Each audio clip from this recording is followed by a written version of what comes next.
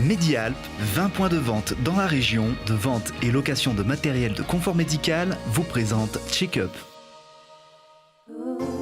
Les assurances santé et les solutions de prévoyance de la Caisse d'épargne vous présentent Check-up.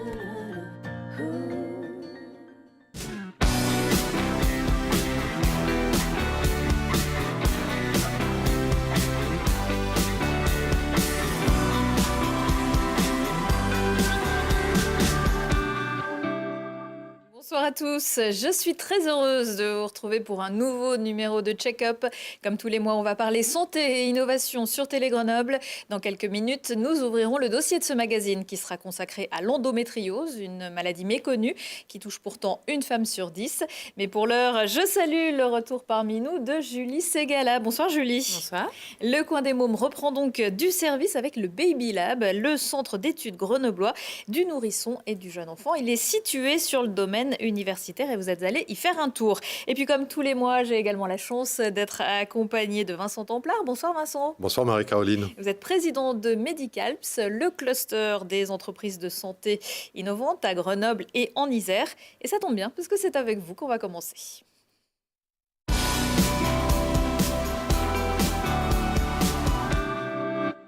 Alors Vincent, vous nous le dites tous les mois, le secteur de la filière des technologies pour la santé en Isère se porte très bien.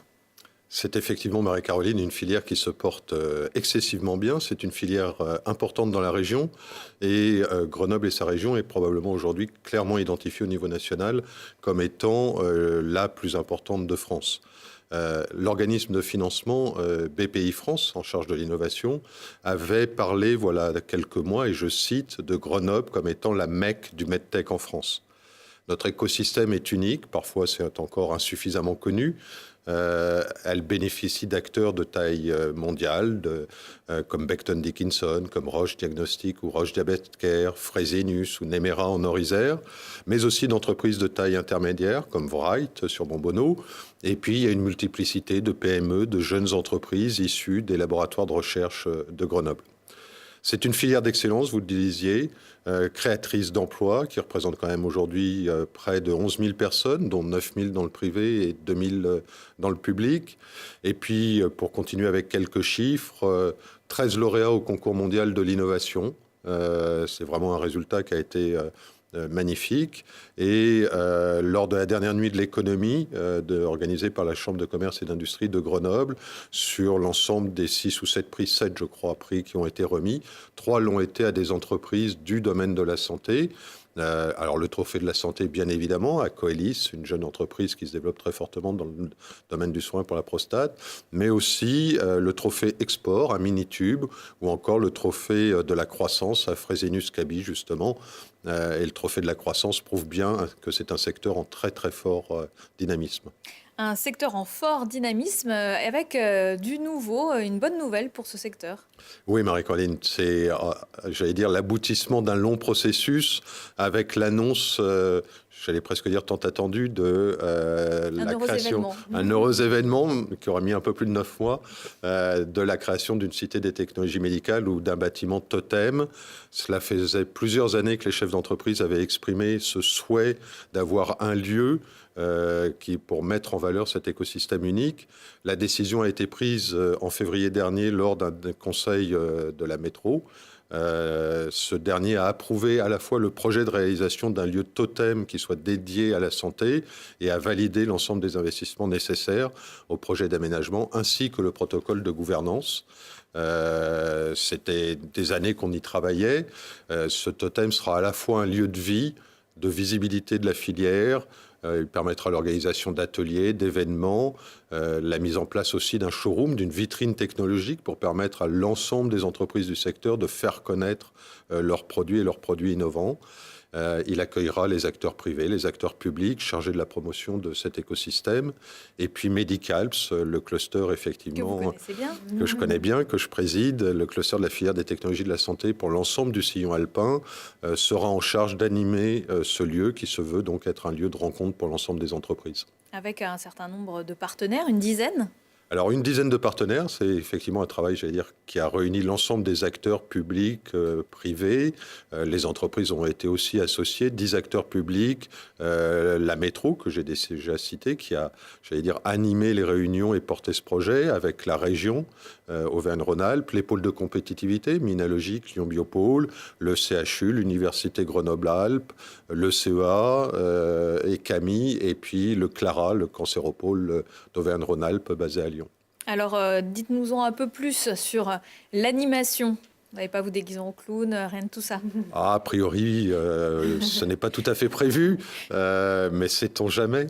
Ce bâtiment totem, il a vocation, non pour être plus sérieux, à être avant tout quand même un lieu de rencontre, un lieu de conseil, d'échange, d'orientation. Notre secteur fait face à une réglementation qui est particulière, par exemple, l'accès au marché spécifique, la validation des dispositifs médicaux rencontre un certain nombre de contraintes, de réglementations à respecter. Donc permettre aux acteurs de partager leurs expériences, de se former. Et puis, c'est de mettre en visibilité, c'est de faire savoir que ce soit un lieu, y compris pour vous, je vais dire les médias au sens large, les grands groupes, les influenceurs, de mieux connaître cet écosystème. Et puis, quand on fait venir aussi des grands groupes étrangers, des investisseurs, qui puissent mieux comprendre la richesse de cet écosystème de façon simple. Vous entretenez le mystère, Vincent. Où va se trouver ce lieu totem ? Tout simplement, il sera basé au sein de Biopolis. Biopolis, c'est la pépinière d'entreprise qui a été créée voilà 10-12 ans, qui est sur le site de La Tronche, à côté du CHU, et qui devrait être inaugurée, je l'espère, à l'automne, au mois d'octobre ou novembre prochain. Merci beaucoup, Vincent. On en reparlera évidemment dans le check-up. On va aller faire un petit tour du côté du coin des Mômes à présent.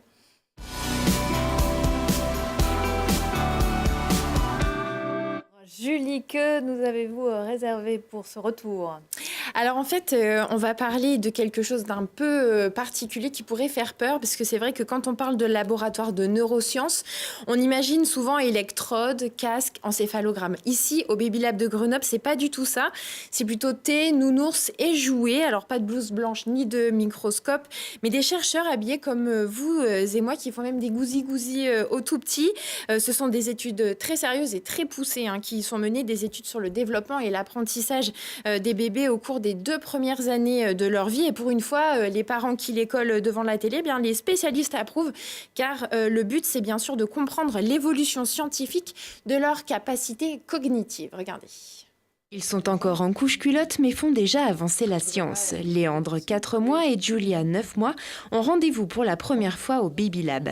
Ici, pas de microscope ni de table d'examen, mais un espace d'accueil avec jouets et peluches, et une salle d'études équipée d'un écran et d'une caméra qui filment leur regard. Le Baby Lab, c'est une structure dans laquelle on étudie la cognition chez l'enfant, c'est-à-dire comment l'enfant se développe depuis la naissance jusqu'à l'âge de 2 ans. On va s'intéresser à comment l'enfant prend des informations dans son environnement visuel, son environnement auditif, et va l'utiliser pour grandir. Donc, c'est-à-dire comment les enfants vont créer des catégories, comment les enfants vont acquérir le langage, comment les enfants vont apprendre à reconnaître les gens. Reconnaître des visages, percevoir des sons ou des couleurs, mesurer l'habituation ou la réaction à la nouveauté. Chaque expérience est conçue pour étudier une fonction cognitive bien précise. Elle est ensuite menée sur plusieurs groupes d'enfants d'âges différents, entre 4 mois et 2 ans. Par exemple, comment on reconnaît un visage ? Est-ce qu'on reconnaît un visage de la même manière quand on a 4 mois, 6 mois, 9 mois ou 12 mois ? Et en fait, il y a des changements qui arrivent. Par exemple, à l'âge de 6 mois, les enfants vont reconnaître tout type de visage. Ils peuvent reconnaître aussi bien quelqu'un qui est de type européen, qui est de type asiatique, qui est de type africain. Cependant, vers 9 mois, les enfants vont devenir un peu comme les adultes, c'est-à-dire qu'ils vont avoir des problèmes à reconnaître des visages qui sont moins fréquents dans leur environnement. Et ça, c'est ce qui nous intéresse. Qu'est-ce qui est en train de se passer ? Pourquoi il y a des changements qui se produisent au cours du développement ? 2 fois par semaine, les équipes du Baby Lab font le tour des maternités pour recruter de nouveaux bébés. Une expérience validée pour Anne-Lise. Oui, dans la mesure où c'était possible, ça me semblait naturel de le faire. Et mon mari l'avait déjà fait avec notre deuxième, avec Madeleine, à Paris à l'époque. Et il avait trouvé ça très rigolo aussi, de voir comment elle réagissait. Voilà. À mon tour de vivre ça. Pour Julia et Léandre, la mission est accomplie. Entre bâillements et gazouillis, les 2 bambins ont été très réceptifs aux images et aux sons. Ils repartent avec un petit livre imagé parfait pour éveiller encore plus leur curiosité. Financé par le CNRS et l'Université Grenoble-Alpes, le Baby Lab reçoit chaque année entre 350 et 400 enfants. Alors depuis tout ce temps, les chercheurs ont fait d'impressionnantes découvertes quant aux capacités des bébés dès les premiers mois de sa vie.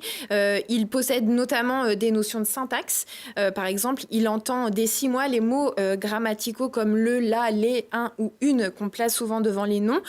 Autre surprise, les nouveau-nés aussi ont la notion de nombre parce que dans une expérience menée à la maternité de l'hôpital Bichat, des chercheurs ont pu montrer que les nourrissons de moins de 3 jours savaient déjà distinguer entre de grands nombres dans un rapport de 1 à 3, ce qui est quand même impressionnant. Alors Julie, on sait qu'à Grenoble, il y a énormément d'innovations. On le voit régulièrement avec Vincent. Est-ce qu'il existe d'autres Baby Labs de ce type ailleurs en France? Alors oui, la France compte une dizaine de Baby Labs. Celui de Grenoble a ouvert ses portes en 2010. Le premier, c'était à Paris. Il faut savoir aussi que le Baby Lab de Grenoble travaille en partenariat avec pas mal de pays sur des projets de recherche, comme actuellement l'Allemagne et le Japon. Merci beaucoup Julie, à très bientôt. On va à présent marquer une courte pause, le temps pour les invités de la deuxième partie de nous rejoindre.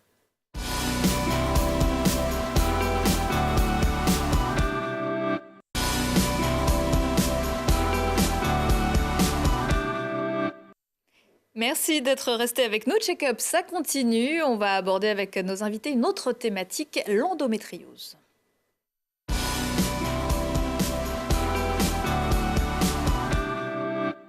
Nous ont rejoint, je les en remercie, Julien Escalon, vous êtes gynécologue et chirurgien à la clinique Beldon à Saint-Martin-d'Air. René-Charles Rouchy, vous êtes radiologue au CHU Grenoble-Alpes. Et Nadia Paul, vous êtes représentante régionale d'Endo-France. Bonsoir à tous les trois. Bonsoir. On va rentrer tout de suite dans le vif du sujet, si vous le voulez bien, pour essayer de comprendre ce que est l'endométriose, avec un préfixe, j'ai révisé un peu, qui vient du grec endo, en dedans, puisque là est tout le problème, n'est-ce pas, docteur Escalon? Oui, alors en fait, dans endométriose, on entend endomètre. L'endomètre, c'est la muqueuse interne de l'utérus qui a pour finalité d'implanter une grossesse. Cet endomètre, en fait, l'endométriose, ça va être la présence d'un tissu semblable à cet endomètre, mais en dehors de la cavité utérine. Et on va le retrouver à ce moment-là, principalement dans le ventre et plus précisément dans le pelvis. Alors, principalement dans le ventre, ça veut dire qu'on peut le retrouver à d'autres endroits qui n'ont rien à voir avec la région de l'utérus. Oui, tout à fait. Alors, c'est beaucoup plus rare. Quand on parle d'endométriose, encore une fois, la plupart du temps, on parle de lésions pelviennes. Mais c'est vrai qu'il y a des lésions au niveau pulmonaire qui ont été décrites, voire même encore plus exotiques au niveau des méninges, donc proche du cerveau, voire au niveau des glandes lacrymales, celles qui sont responsables des larmes, donc avec des patientes qui ont des larmes de sang. Est-ce que l'on sait ce qui provoque ces... Alors c'est nodules ? C'est bien un petit peu compliqué à l'heure actuelle. On a quand même une idée. Il y a plusieurs hypothèses, notamment pour les lésions au niveau du ventre. Ce qui se passe, c'est que toutes les femmes, quand elles ont leurs règles, ont des saignements dans le ventre. C'est-à-dire que via les trompes de l'utérus, on va avoir du sang qui se retrouve dans la cavité abdominale. Et à l'intérieur, il y a des débris d'endomètre qui vont pouvoir s'implanter et se greffer en fait à la surface des organes. Et de là, les lésions d'endométriose vont pouvoir se développer. Après, la question, c'est que si on s'accorde pour dire que vraisemblablement ce système de menstruation rétrograde, qu'on appelle de règles qui saignent à l'intérieur du ventre, ça concerne l'ensemble des femmes, pour autant, l'endométriose ne va pas concerner l'ensemble des femmes. Et il y a bien quelque chose qui se passe derrière pour que dans un cas, l'endométriose se développe et dans l'autre cas, la plupart des patientes, elle ne se développe pas. Est-ce qu'il y a des facteurs génétiques? On l'ignore? Alors, il y a des facteurs génétiques, c'est difficile de mettre un nom. On n'a pas un gène de l'endométriose qui est présent ou pas. Ce sera peut-être l'avenir qui nous le dira.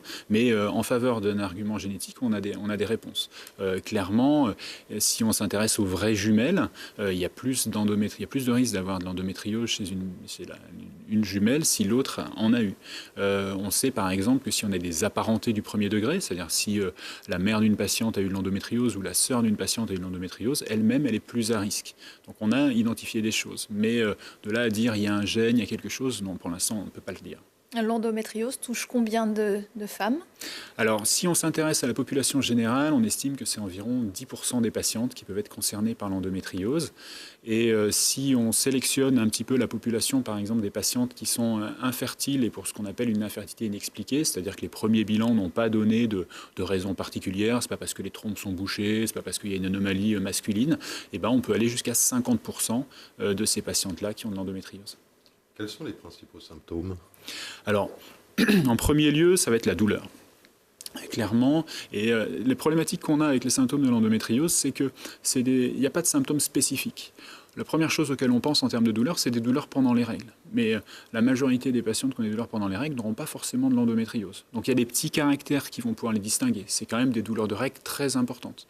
Je dis souvent qu'il y a un retentissement social de ces douleurs. C'est-à-dire que je n'ai pas seulement mal au ventre, ça nécessite que je prenne un traitement. J'ai mal au ventre et je ne peux pas faire mon activité habituelle. Je ne peux pas aller au travail, je ne peux pas aller au lycée. Ça, c'est un élément discriminatif. Ensuite, il y a toujours dans les symptômes douloureux, il peut y avoir des douleurs pendant les rapports sexuels. Il peut y avoir aussi des douleurs chroniques. C'est des patientes qui disent souvent qu'elles ont toujours mal au ventre. Il y a les douleurs pendant les règles, mais en dehors, au moment de l'ovulation, etc. Et puis après, il y a des symptômes un peu plus difficiles à expliquer comme ça, mais c'est par exemple des symptômes digestifs ou urinaires qui au départ vont survenir spécifiquement pendant les règles. Ensuite, on peut avoir des patientes qui n'ont pas du tout de douleur et qui vont révéler leur endométriose par une problématique d'infertilité. Elles n'arrivent pas à obtenir une grossesse. Et puis, il y a aussi des patientes qui finalement s'ignorent de leur endométriose, mais au sens propre, c'est-à-dire que ce n'est pas qu'on passe à côté alors qu'elles ont quelque chose, mais elles ont des lésions et elles n'ont ni difficulté pour obtenir une grossesse, ni douleur. Est-ce que le lieu où est implanté l'endomètre crée de la douleur en soi? Si on a l'endomètre qui est, vous le disiez, au niveau de la cavité pulmonaire, on peut avoir mal. Voilà, tout à fait. Effectivement, la localisation de la lésion, dans bien nombre de cas, va être responsable d'un certain nombre de symptômes. Par exemple, si on parle des lésions qui peuvent être situées en arrière de l'utérus, à ce moment-là, elles vont assez souvent être responsables de douleurs pendant les rapports sexuels, ce qui ne sera pas le cas, par exemple, de douleurs situées uniquement au niveau des ovaires, éventuellement. Alors Nadia Paul, vous êtes membre de l'association Endo-France, on va y revenir dans quelques minutes, mais vous êtes membre de l'association Endo-France parce que vous êtes touché par l'endométriose. Vous en êtes aperçu à quel moment? Vous avez toujours eu des douleurs à partir de la puberté? Oui, j'ai eu des douleurs, les premières douleurs ont commencé durant mes premières règles, donc j'ai été réglée assez tôt, à 10 ans. Et j'ai eu des douleurs très fortes, très intenses immédiatement, qui m'ont provoqué des malaises. J'avais des diarrhées aussi très fortes. J'avais des douleurs prémenstruelles aussi, donc j'avais ces symptômes prémenstruels qui étaient assez intenses et qui faisaient que j'avais des maux d'absence qui n'en finissaient pas chaque mois de ma mère, de mon médecin. Puisque voilà, j'étais obligée de louper l'école, donc ma scolarité a été assez grévée par la maladie, en tout cas par ces symptômes. Je connaissais pas la maladie encore. Personne ne vous en avait parlé, le médecin ne l'a jamais évoqué durant votre adolescence? Non, jamais. Jamais. Les médecins que je voyais, généralistes et gynécologues, j'avais plutôt du Spasfon qui m'était prescrit, qui fonctionnait pas. Et puis après, quand j'ai évolué, donc j'ai été mise sous pilule. Enfin, quand j'ai grandi, à l'adolescence, vers 16 ans, j'ai été mise sous pilule. Mais j'avais pas non plus de mots mis sur mes symptômes et j'ai pas eu non plus d'amélioration, vraiment notoire de ces symptômes. La pilule, ça n'améliore pas les douleurs, ça n'a rien à voir? Si, a priori, au contraire, c'est vrai que c'est à l'heure actuelle le premier traitement médical qu'on va recommander. Parce que la pilule, elle va modifier quand même. C'est pas des règles qu'on a sous pilule, c'est des hémorragies de privation. C'est pas tout à fait les mêmes compositions non plus. Et c'est vrai qu'on a une action antalgique avec la contraception. C'est à l'heure actuelle le premier niveau de prise en charge. Ouais. Donc vous avez continué à grandir sans savoir que vous étiez atteinte d'endométriose? Oui, c'est ça. Pour moi, la pilule n'a pas marché, mais aussi parce qu'il y a différents types de pilules et qu'il faut ajuster aussi le traitement en fonction de la patiente. Mais en tout cas, à ce moment-là, non, j'ai pas de diagnostic qui est posé sur la maladie et j'ai de nouveaux symptômes. Alors plus tard, aux alentours de un peu moins de 30 ans, j'ai de nouveaux symptômes qui apparaissent, qui sont en dehors des règles très douloureuses et handicapantes pour ma vie sociale. Sont les douleurs durant les rapports sexuels, les douleurs aussi au niveau, en urinant, dans ces positions-là. Et puis, j'ai aussi des symptômes un peu annexes, des migraines, des douleurs en bas du dos et une douleur au niveau du ventre qui est un peu plus constante que mes douleurs durant les règles, quelque chose de pesant et de quasi permanent et qui s'intensifie au moment des cycles. Alors, à quel moment avez-vous été diagnostiquée ? Alors, j'ai été diagnostiquée à 30 ans à peu près. Donc, 20 ans après les premières douleurs. Oui, oui. Donc voilà, après je suis passée par plusieurs étapes, des échographies, des IRM qui disaient que j'avais une suspicion d'endométriose, d'autres non.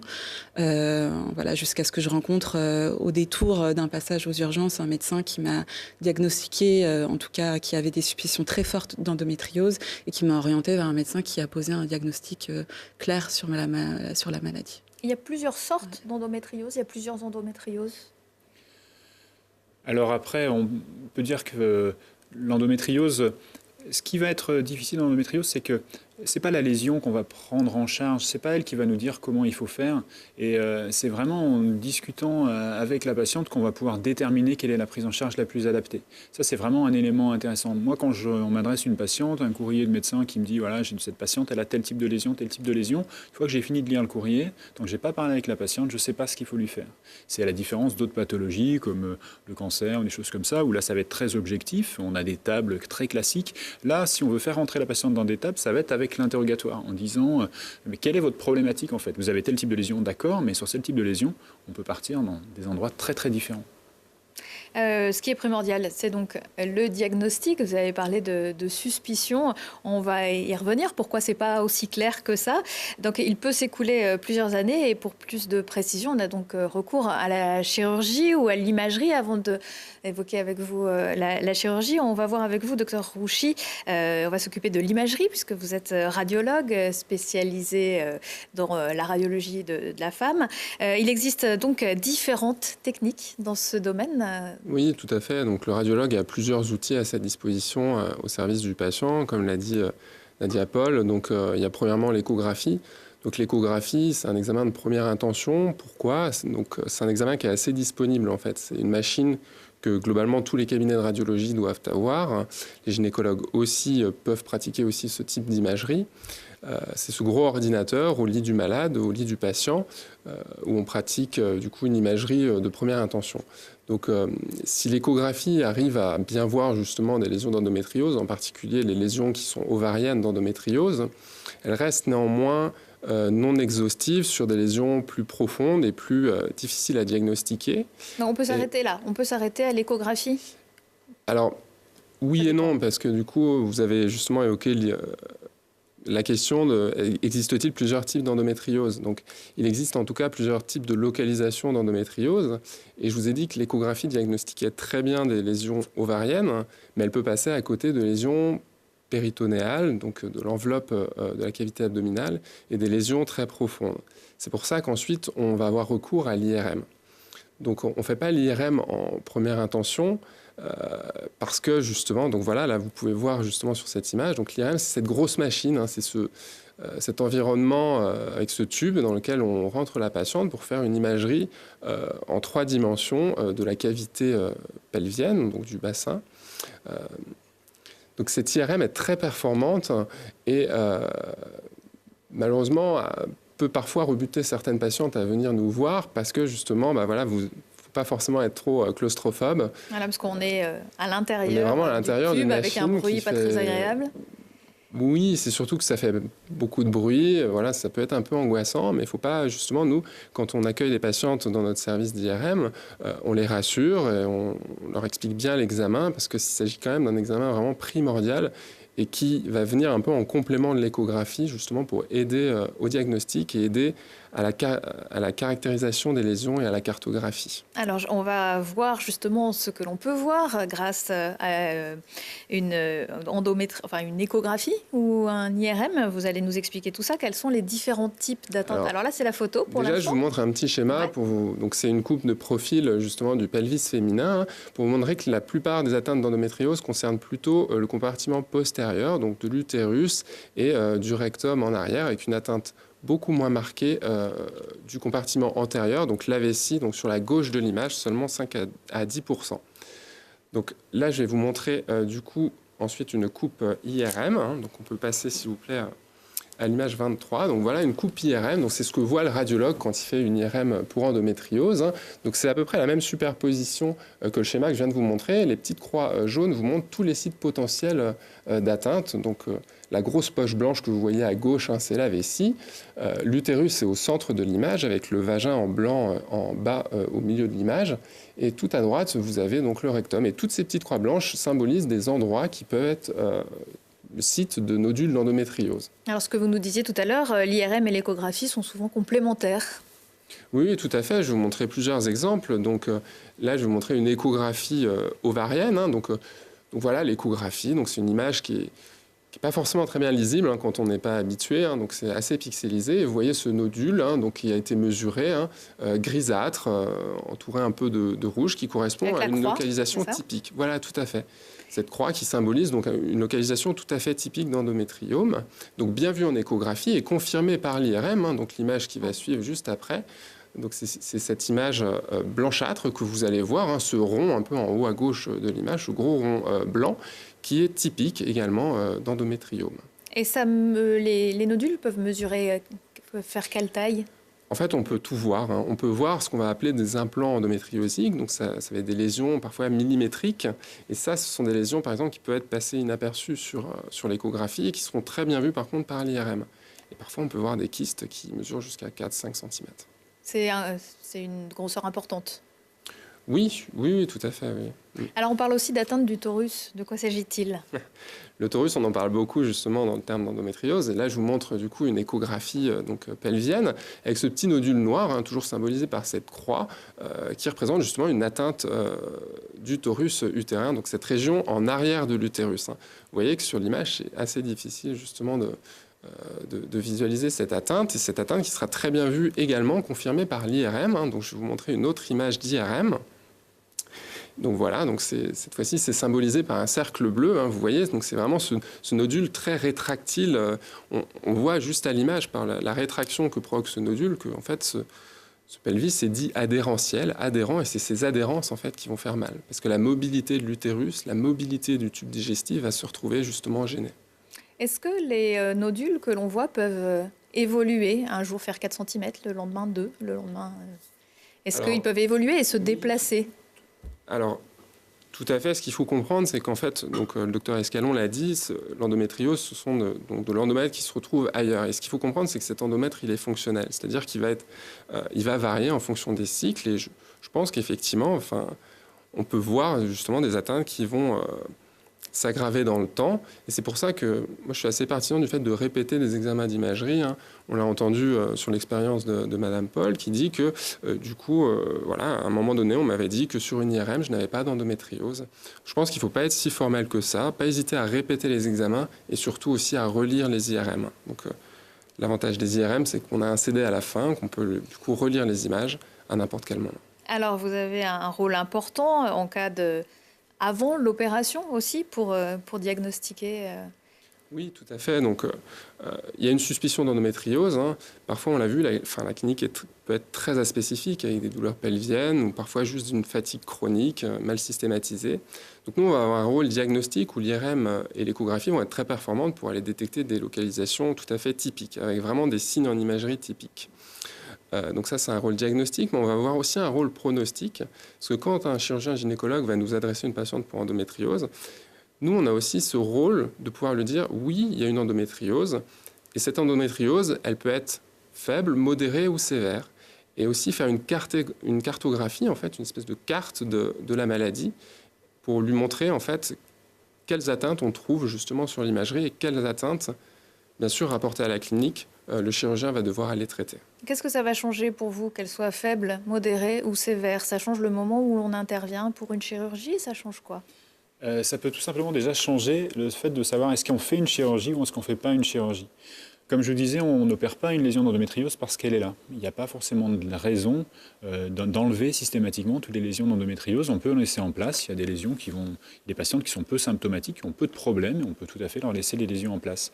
Par contre, savoir qu'on a affaire à une chirurgie qui va demander plusieurs temps opératoires avec très complexes ou qu'on a affaire à une chirurgie plutôt simple, encore une fois, l'atteinte endométriosique n'étant pas proportionnelle aux symptômes, si on a une patiente qui est très symptomatique, on aura peut-être tendance à l'opérer dans les deux cas, mais si on a une patiente qui n'est pas très symptomatique, peut-être qu'elle dira, écoutez, franchement, vu ce que vous me présentez comme type de chirurgie, je n'ai pas assez mal pour ça. Et c'est légitime de l'entendre. Et peut-être que cette patiente, il faudra ne l'opérer que quand elle aura suffisamment mal pour sa prise en charge. Donc pour que ça fonctionne, il faut vraiment qu'il y ait un parcours coordonné, on le disait, un dialogue entre toutes les parties, la patiente, le gynécologue, le radiologue. Oui, tout à fait. Je pense qu'on est tous d'accord sur ce point. Ouais. Vous avez trouvé une oreille à votre écoute, finalement, mais au bout d'un certain temps. Tout à fait. La discussion, c'est donc primordial, mais la discussion, c'est primordial avant la radio, avant la chirurgie. Avant de passer à la chirurgie, qui est donc un des autres outils de diagnostic, je voulais parler avec vous d'un outil de diagnostic qui a été créé par la société EndoDiag en 2011. Alors, c'est une société qui a été lancée à Grenoble avec pour objectif de lancer un outil qui permettrait de diagnostiquer l'endométriose grâce à une prise de sang, donc beaucoup plus rapide en tout cas. C'est Olivier Escalon, mais aucun rapport avec vous, je crois, c'est un journaliste de Télé Grenoble, Olivier Escalon, qui a rencontré la créatrice de cette entreprise. L'endométriose, une maladie qui touche une femme en âge de procréer sur 10, soit environ 180 millions de personnes dans le monde. Elle se manifeste par le développement de tissus normalement situés dans l'utérus, à l'extérieur de ce même organe. Il tapisse la paroi abdominale et engendre douleurs sévères et infertilité chez 40% des malades. Pourtant, ce mal reste méconnu. Il faut en moyenne 7 à 9 ans pour le diagnostiquer. En 2009, Cécile Réal, entrepreneur dans le médical, cherche un projet qui bénéficie au plus grand nombre. Elle rencontre un médecin et un biologiste spécialiste de l'endométriose et réalise l'ampleur du problème. J'ai compris à quel point le tableau de cette maladie était étonnant. Énormément de femmes atteintes, pas de solution. Et puis, en parlant un tout petit peu autour de moi, j'ai commencé à réaliser que j'avais plusieurs amies atteintes et qui m'ont raconté leurs difficultés au travers de cette maladie, la souffrance qu'elles éprouvaient, à la fois physique liée à la maladie, et puis aussi psychologique, avec tout l'impact que peut avoir cette maladie sur leur vie personnelle, professionnelle, sociale. Et donc, nous avons décidé de chercher des solutions. En 2011, elle fonde EndoDiag avec 3 partenaires. Objectif de la société, trouver le moyen de diagnostiquer rapidement l'endométriose sans passer par l'opération et les nombreux prélèvements nécessaires à l'heure actuelle. Elle doit également aider les médecins à orienter les patientes vers les thérapies les plus adaptées. Pour cela, l'entreprise fournit à de nombreuses équipes médicales à travers le monde un kit de prélèvements complet. Elle se charge de l'analyse de ces prélèvements, puis les réunit dans une TissueTech. Grâce à cette base de données, elle développe actuellement un outil de diagnostic qui pourrait tout changer.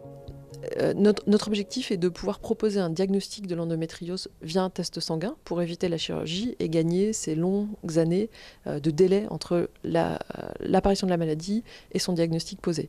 Donc nous souhaitons mettre sur le marché un test sanguin. Nous espérons avoir ce test disponible sous 2 à 3 ans et pouvoir le proposer à l'ensemble des patientes dans le monde entier. Actuellement, l'opération pour diagnostiquer une endométriose coûte 10 000 €. EndoDiag doit commercialiser ce nouveau test pour une somme avoisinant les 200 €. Alors, Vincent Templard, EndoDiag est membre actif de Medical, parce que vous avez peut-être des nouvelles, parce que le reportage a été tourné, on va bien l'avouer, il y a quelques temps. Donc, on en est où aujourd'hui? Est-ce que les tests continuent? Les tests continuent. EndoDiag a fait un tour de table, alors, je ne sais plus, il y a à peu près un an et demi, je crois, avait levé 4 millions d'euros, ce qui leur a permis de démarrer un essai clinique, donc avec les autorisations nécessaires des autorités de santé, et par ailleurs font partie d'un programme de recherche européen. On n'est pas encore à la commercialisation, mais en revanche, effectivement, l'entreprise avance et est en plein dans son essai clinique aujourd'hui. Alors, est-ce que vous craignez que cette innovation vous mette au chômage, docteur Rouchy? Non, bien sûr, non. Oui, faites un peu plus ferme sur la réponse. Par contre, non, je connaissais pas du tout, je suis assez surpris d'apprendre ça. Je trouve, il ne faut pas du tout être réfractaire à ça, loin de là. Je pense que ça peut être un outil de plus pour justement essayer de réduire ce retard diagnostique qui est considérable de 7 ans en moyenne. tant mieux. Moi, dans mon domaine, on parle beaucoup aussi de l'intelligence artificielle et ce qu'on appelle le machine learning, c'est-à-dire l'apprentissage des machines qui vont remplacer le radiologue. Je ne pense pas du tout. Je pense vraiment que c'est une synergie et si on a des outils diagnostiques en plus, vraiment pour réduire ce retard diagnostique et soulager plus rapidement et traiter les patientes, c'est prometteur. Ouais. Alors, si je me permets, surtout peut-être intéressant pour éliminer au contraire une endométriose, pas pour la diagnostiquer, mais plus pour l'éliminer. Parce que de temps en temps, on est embêté, on a des examens cliniques qui ne sont pas probants, on a des examens complémentaires, des échographies, des IRM qui nous disent franchement, il n'y a pas grand-chose. Et puis, on a une patiente qui est toujours en souffrance et à un moment donné, on a aussi besoin de tourner la page et de dire non, finalement, en fait, ce n'est pas de l'endométriose que vous avez. Et je pense que ça peut aussi être très intéressant là-dessus, d'éliminer un diagnostic. De temps en temps, on n'y pense pas. On n'a pas toujours besoin de faire un diagnostic positif. On a de temps en temps besoin d'éliminer un diagnostic et de passer à autre chose et de prendre en charge des patientes différemment. Parce que si on prend en charge quelqu'un pour une endométriose alors qu'elle n'en a pas, on ne l'améliorera pas. Alors, on a parlé de l'imagerie, on a parlé de cette possibilité, peut-être, la prise de sang. Donc, il y a également la chirurgie.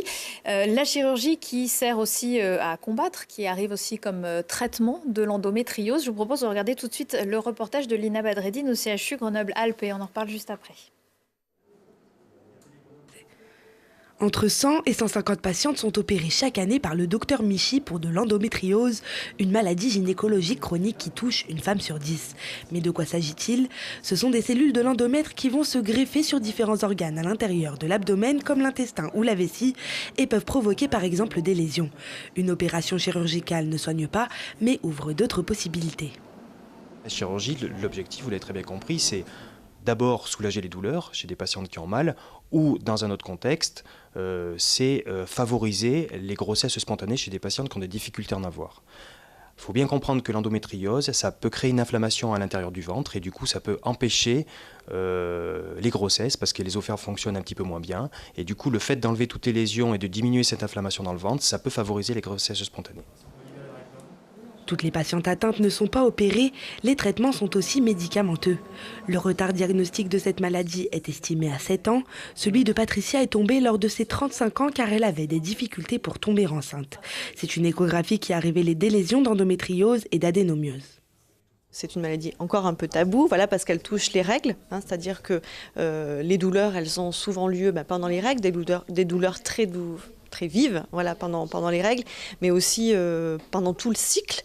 Et puis, il va y avoir différents symptômes, des difficultés pour aller à la selle, pour uriner, lors des rapports sexuels, différentes douleurs comme de la sciatique, des migraines très fortes, puis de la fatigue, surtout, tout le temps. Donc, c'est vrai que les médecins ne sont pas toujours tous formés correctement à cette maladie, en fait, tout simplement. Donc il faut s'orienter vers des spécialistes qui, eux, connaissent la maladie, savent poser les bonnes questions et savent poser le bon diagnostic surtout. Malgré sa pathologie, Patricia a pu avoir un enfant après son opération grâce à une fécondation in vitro.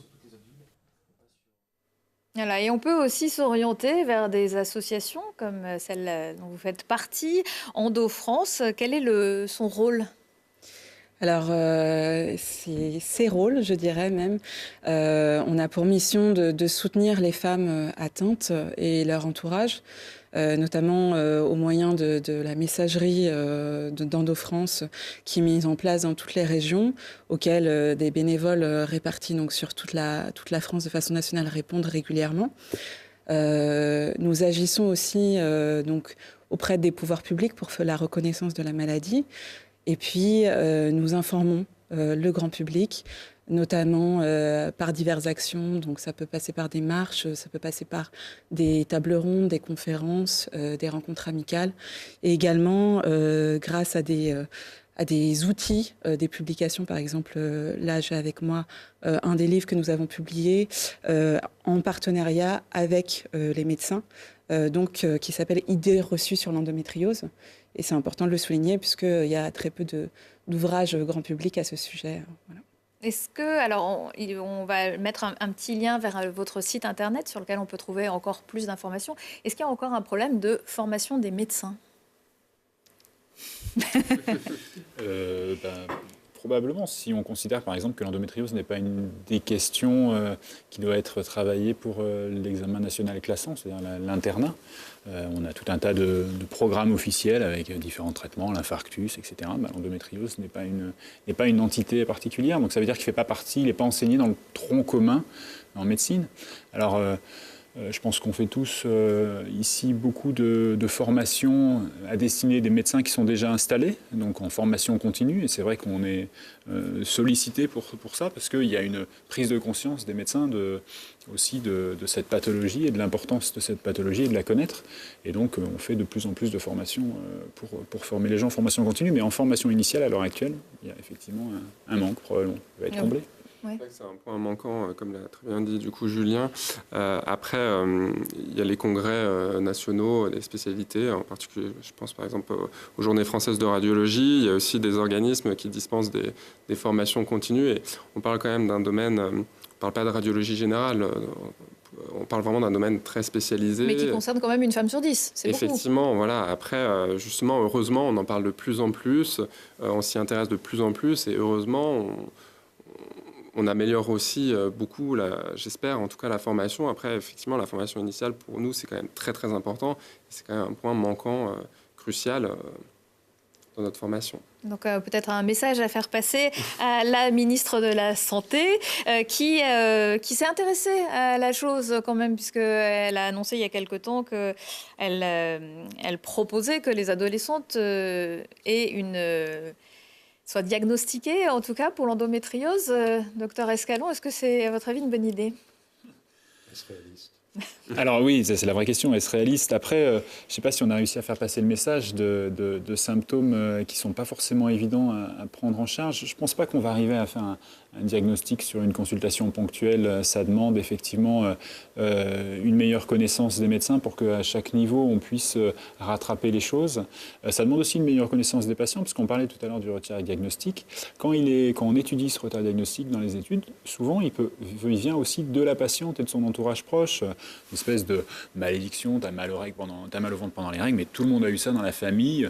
Et ce tabou-là fait qu'on ne va pas consulter pour ça non plus, parce que dans la famille, c'est comme ça. C'est notre marque de fabrique. Donc encore un des grands domaines où il faut que les mentalités évoluent un peu. Oui, probablement, ouais, mais de la part de tout le monde. Ouais. Merci beaucoup à tous les quatre. Merci d'avoir participé à cette émission. Je vous retrouve très prochainement pour un nouveau numéro de Check-up.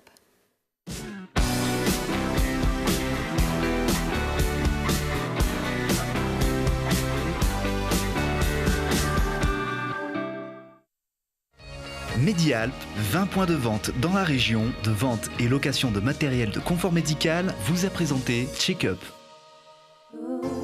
Les assurances santé et les solutions de prévoyance de la Caisse d'épargne vous ont présenté Check-up.